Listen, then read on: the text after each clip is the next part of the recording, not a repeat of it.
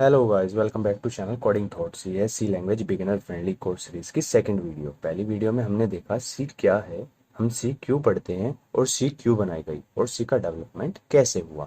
अगर आपने अभी तक फर्स्ट वीडियो नहीं देखी तो आप प्लेलिस्ट में जाके वीडियो को देख सकते हैं ताकि आप सी को और अच्छे से समझ सको। और सी से रिलेटेड डाउट जैसे कि सी क्यों बनाई गई, किसने बनाई, कब बनाई और उसके फीचर्स क्या क्या हैं, सी से हम क्या क्या कर सकते हैं, आपके ये सब डाउट क्लियर हो जाएंगे। क्योंकि जब हमारा क्यों क्लियर हो जाता है कि हम इस काम को कर क्यों रहे हैं, तब हमारी जर्नी उस काम को कैसे करने के लिए शुरू हो जाती है। ये चीज़ हमें उस काम के लिए और ज़्यादा मोटिवेट कर देती है। तो चलिए इस वीडियो में जानते हैं कि प्रोग्राम होता क्या है और हमारा कंप्यूटर काम कैसे करता है। So let's start the video.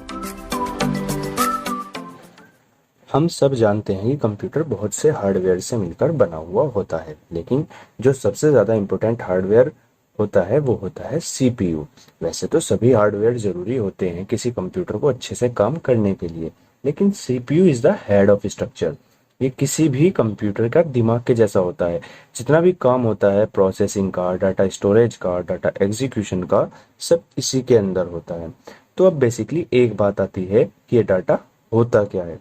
Generally data कुछ भी हो सकता है, जैसे कि आप कोई फोटो कैप्चर करते हैं, कोई वीडियो जो आप देखते हैं, कोई सॉन्ग जो आप सुनते हैं, या कोई टेक्स्ट, या कोई बनाई गई प्रेजेंटेशन की पीपीटी, कोई भी एनिमेशन, कोई भी इंफॉर्मेशन, सब डाटा की ही फॉर्म है। इस डाटा को हम फाइल भी बोल सकते हैं। MP3 file, video file, text file, ये सब डाटा का ही रूप है। हम कंप्यूटर में सॉन्ग्स को, वीडियोस को, पीपीटी को, टेक्स्ट को अलग अलग तरह के फॉर्मेट में, जैसे कि सॉन्ग्स को MP3 में, वीडियोस को MP4 में, टेक्स्ट को TXT में स्टोर करते हैं। लेकिन कंप्यूटर इन्हें एक ही फॉर्मेट में सेव करता है, और वो फॉर्मेट होता है 0 और 1, जिसे हम बोलते हैं बाइनरी फॉर्मेट। कंप्यूटर इसी डाटा के ऊपर काम करता है। फाइल का एक और फॉर्मेट होता है जिसे हम EXE के रूप में जानते हैं। ये फाइल थोड़ी अलग फाइल होती है। ये फाइल कोई इमेज, कोई वीडियो, किसी पीपीटी को कैरी नहीं करती। ये फाइल कंप्यूटर के लिए इंस्ट्रक्शंस को कैरी करती है। बेसिकली बोले तो EXE फाइल एक सॉफ्टवेयर होती है। कंप्यूटर में डाटा मेमोरी में स्टोर होता है। कंप्यूटर में बेसिकली दो तरह की मेमोरी होती है, प्राइमरी एंड सेकेंडरी। ऐसी मेमोरी जो कंप्यूटर को चलाने के लिए या फिर कहें कि कंप्यूटर को स्टार्ट करने के लिए ज़रूरी होती हैं, प्राइमरी मेमोरी होती हैं। जैसे कि रैम, रैंडम एक्सेस मेमोरी, और रोम, रीड ओनली मेमोरी, ये प्राइमरी मेमोरी होती है। और जो मेमोरी हम डाटा स्टोर करने के लिए कंप्यूटर में लगा लेते हैं वे सेकेंडरी मेमोरी होती हैं। जैसे कि hard disk drive, pen drive, SD cards, ये सब सेकेंडरी मेमोरी होती हैं। सेकेंडरी मेमोरी प्राइमरी मेमोरी के कंपेयर में बड़े साइज की होती हैं और सस्ती भी होती हैं, जबकि प्राइमरी मेमोरी सेकेंडरी मेमोरी के कंपैरिजन में कम साइज की होती है और साइज बढ़ने के साथ साथ कॉस्टली होती चली जाती है। जो डाटा हम कंप्यूटर की मेमोरी में स्टोर करते हैं वो बेसिकली कंप्यूटर की हार्ड डिस्क में स्टोर होता है, जो कि एक सेकेंडरी मेमोरी होती है। ये एक मैग्नेटिक टेप होती है जो डाटा को होल्ड करती है। अब बात करते हैं प्राइमरी मेमोरी की। तो ये दो तरह की होती है। रोम, जिसे हम रीड ओनली मेमोरी के नाम से जानते हैं। रीड ओनली मेमोरी ऐसी मेमोरी होती है जिसे हम सिर्फ रीड कर सकते हैं, उसमें कुछ राइट नहीं कर सकते और ना ही कुछ डिलीट कर सकते हैं। ये मेमोरी कंप्यूटर में ऐसे डाटा को कैरी करती हैं जो कंप्यूटर को स्टार्ट होने के लिए ज़रूरी होती हैं, जिनके बिना कंप्यूटर स्टार्ट नहीं हो सकता। कल बात करते हैं रैम की, यानी रैंडम एक्सेस मेमोरी की। रैम कैपेसिटर्स से मिलकर बनी होती है। ये कैपेसिटर्स करंट को होल्ड करते हैं। अगर किसी कैपेसिटर में करंट है तो उसे बोलते हैं 1, और अगर उसमें करंट नहीं है तो वो होता है 0। अब मान लेते हैं अगर हमारे पास 1 GB की रैम होती है तो 1 GB में टोटल MB होती है 1024, या फिर बोल सकते हैं कि 1 GB बराबर 1024 गुणा 1024 किलोबाइट। या फिर अगर हम उसे बाइट्स में बदल दें तो 1024 गुणा 1024 गुणा 1024। अब अगर हम बाइट्स को बिट्स में बदल दें तो लगभग हम जानते हैं कि 8 बिट में 1 बाइट होती है। तो अब 1 GB में जितनी भी बाइट होंगी वे होंगी 1024 गुना 1024 गुना 1024, और उसमें 8 से गुना करने पर जो वैल्यू आएगी, एक रैम 1 GB में उतनी बिट्स कैरी करती है। एक बिट को स्टोर करने के लिए हमें एक कैपेसिटर की ज़रूरत होती है। तो जितने 0 और 1 1 GB में आ सकते हैं, उतने ही कैपेसिटर्स में या तो करंट होता है या नहीं होता है। अगर करंट होता है तो 1 और अगर करंट नहीं होता तो जीरो, यानी कि रैम में डाटा चार्ज के फॉर्म में स्टोर होता है। मैग्नेटिक इंफॉर्मेशन हमेशा के लिए स्टोर हो सकती है, चाहे उसमें करंट हो या ना हो, लेकिन रैम में डाटा चार्ज के फॉर्म में होता है, इसलिए रैम एक वोलेटाइल मेमोरी होती है, यानी कि इसका डाटा पावर सप्लाई के बंद होते ही मिट जाता है। अब बात करते हैं प्रोसेसर की। प्रोसेसर के अंदर भी मेमोरी यूनिट होती है। इसमें छोटे छोटे रजिस्टर्स होते हैं। यह रजिस्टर्स फ्लिप फ्लॉप से मिलकर बने हुए होते हैं। एक फ्लिप फ्लॉप एक बिट को होल्ड करता है। बेसिकली एक फ्लिप फ्लॉप एक बाइनरी डिजिट को स्टोर करने वाला सर्किट है। 16 फ्लिप फ्लॉप को मिलाकर 16 बिट का रजिस्टर बनता है, और 16 बिट का रजिस्टर 16 बिट को स्टोरेज करेगा। तो यहाँ भी करंट फॉलो होगा, इसीलिए प्रोसेसर की मेमोरी भी वोलेटाइल होती है, जो पावर सप्लाई कट जाने पर मिट जाती है। वोलेटाइल मतलब वो मेमोरी जिनकी पावर सप्लाई कट जाने पर उनका डाटा मिट जाता है, और नॉन वोलेटाइल मतलब पावर सप्लाई कट जाने पर जिनका डाटा नहीं मिटता। अब बात करते हैं प्रोग्राम क्या होता है।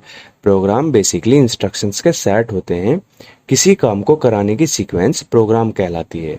जैसे कि अब मान लेते हैं आपको चाय बनानी है, तो आप सबसे पहले क्या करते हैं, आप पहले एक फ्राई पैन या कोई बर्तन लेते हैं और उसमें थोड़ा पानी लेते हो, फिर उसे गैस स्टोव पर रख देते हो या इंडक्शन पर, जो भी आपके घर में हो, और उसे ऑन कर लेते हो, और फिर थोड़ी चीनी डाल लेते हो, थोड़ी चाय पत्ती, दूध, और फिर उबालकर चाय तैयार हो जाती है। बेसिकली एक सीक्वेंस फॉलो होती है। ठीक ऐसे ही जब हम step by step instructions computer को बताते हैं कि उसे कब क्या करना है, तो वो प्रोग्राम कहलाता है। जब कंप्यूटर किसी प्रोग्राम पर काम कर रहा होता है और इंस्ट्रक्शंस को फॉलो करता है, तब उस टाइम को हम बोलते हैं कि कंप्यूटर प्रोग्राम को एग्जीक्यूट कर रहा है। अब हम समझते हैं प्रोग्राम मेमोरी में एग्जीक्यूट कैसे होता है। कोई भी प्रोग्राम बेसिकली जो हम बनाते हैं या हम सेव करते हैं, वो कंप्यूटर की हार्ड डिस्क में स्टोर करते हैं। जब हम उस प्रोग्राम को या exe फाइल को एग्जीक्यूट करते हैं, तो इसकी एक कॉपी बनकर रैम में लोड हो जाती है। ये एक इम्पोर्टेंट पॉइंट है कि जब भी कोई प्रोग्राम स्टार्ट होता है, तो सबसे पहले उसकी एक कॉपी बनती है जो रैम में लोड हो जाती है। कोई भी प्रोग्राम रैम में लोड हुए बिना रन नहीं होता। इसके दो मेजर फैक्ट हैं। अगर एग्जीक्यूशन के बीच में पावर सप्लाई कट हो जाती है, तो डाटा सिर्फ रैम से मिटता है, हार्ड डिस्क से नहीं। और इसका सेकंड फैक्ट ये है कि इससे प्रोसेसर को उस प्रोग्राम पर काम करने के लिए एक अलग चैम्बर मिल जाता है। जब बहुत सारे प्रोग्राम सिस्टम में रन होते हैं, तो रैम भर जाती है। ये ऑपरेटिंग सिस्टम की जिम्मेदारी होती है कि वो प्रोग्राम को रन होने के लिए रैम में जगह बनाए। एक बार हमारे प्रोग्राम को रैम में जगह मिल जाए, तो फिर प्रोग्राम के इंस्ट्रक्शंस का एग्जीक्यूशन शुरू हो जाता है। प्रोग्राम को एग्जीक्यूट करता है प्रोसेसर। प्रोसेसर 3 तरह की मेमोरी से मिलकर बना हुआ होता है। मेमोरी यूनिट, ये बेसिकली रजिस्टर का सेट होती है। कंट्रोल यूनिट, ये बेसिकली वो सर्किट होता है जो इंस्ट्रक्शन को डिकोड करता है और इंस्ट्रक्शंस को फॉरवर्ड करता है। इसके बाद आता है ALU, अर्थमेटिक लॉजिक यूनिट, जिसका मेन काम है सभी कैलकुलेशंस को हैंडल करना। हमारे प्रोग्राम में बहुत सारी इंस्ट्रक्शंस होती हैं। 16 बिट आर्किटेक्चर स्ट्रक्चर के अंदर हमारे प्रोग्राम के बहुत सारे 0 और 1 में से जो सबसे पहले के 16 0 और 1 होते हैं, वो पहली इंस्ट्रक्शन होती है। ऐसे ही 32 bit architecture structure computer system में प्रोग्राम के सारे 0 और 1 में से जो सबसे पहले के 32 0 और 1 होते हैं, वो पहली इंस्ट्रक्शन होती है। उसके बाद की 32 बिट दूसरी इंस्ट्रक्शंस, और उसके बाद की 32 बिट तीसरी इंस्ट्रक्शंस। ऐसे ही इंस्ट्रक्शंस फॉलो होती चली जाती है। हर इंस्ट्रक्शन का साइज फिक्स होता है। जब हमारे प्रोग्राम का एग्जीक्यूशन शुरू होता है, तो सबसे पहली इंस्ट्रक्शन जाती है प्रोसेसर की मेमोरी यूनिट में। वो 32 बिट की पहली इंस्ट्रक्शन 32 बिट आर्किटेक्चर लोड हो जाती है, और उसके बाद आता है कंट्रोल यूनिट का काम। कंट्रोल यूनिट उन बिट इंस्ट्रक्शंस को डिकोड करती है, समझती है, और अर्थमेटिक लॉजिक यूनिट, जो सभी तरह की कैलकुलेशन के लिए जिम्मेदार होता है, कंट्रोल यूनिट इसके पास सिग्नल भेजती है कि प्रोसेस क्या करना है। इस तरह से step by step second instruction, उसके बाद थर्ड इंस्ट्रक्शन, और बाकी इंस्ट्रक्शंस मेमोरी यूनिट से कंट्रोल यूनिट में, कंट्रोल यूनिट से ALU में परफॉर्म होती रहती है। जैसे ही सभी इंस्ट्रक्शंस परफॉर्म हो जाती है, हमारा प्रोग्राम एंड हो जाता है। सिंपल लैंग्वेज में बात इतनी सी है कि सबसे पहले डाटा की फाइल रैम में लोड होती है, वहाँ से फाइल की instructions line by line processor की मेमोरी यूनिट में लोड होती है, उस लाइन को मेमोरी यूनिट से कंट्रोल यूनिट में डिकोड होने के लिए, उसे समझने के लिए भेजा जाता है। कंट्रोल यूनिट उस लाइन को डिकोड करके कैलकुलेशन के लिए एएलयू के पास भेजता है, और जैसे ही इंस्ट्रक्शंस परफॉर्म हो जाती है उसके बाद नई लाइन प्रोसेसर में आती है। यही स्टेप दोबारा फ्लो होते रहते हैं जब तक कि पूरा प्रोग्राम एग्जीक्यूट नहीं हो जाता। प्रोग्राम के एग्जीक्यूट हो जाने के बाद कंप्यूटर हमें प्रोग्राम के अकॉर्डिंग आउटपुट शो करा देता है। आज हमने देखा प्रोग्राम क्या होता है, प्रोग्राम एग्जीक्यूशन क्या होता है, कंप्यूटर टास्क को कैसे परफॉर्म करता है, डाटा क्या होता है, कैसे स्टोर होता है। आज हमने सीपीयू स्ट्रक्चर को जाना, कैसे सीपीयू के इंटरनल पार्ट्स एक दूसरे के साथ इंटरैक्ट करते हैं और कैसे हमारा प्रोग्राम एग्जीक्यूट होता है। फिलहाल आज के लिए इस वीडियो में इतना ही। नेक्स्ट वीडियो में हम देखेंगे कि सी कैसे काम करती है, सॉफ्टवेयर कैसे बनते हैं, प्रोग्राम और सॉफ्टवेयर्स में क्या डिफरेंस होता है, और सी को अच्छे से समझने के लिए हमें किन किन चीज़ों की ज़रूरत होती है। तो मिलते हैं नेक्स्ट वीडियो में, तब तक के लिए टेक केयर, गुड बाय।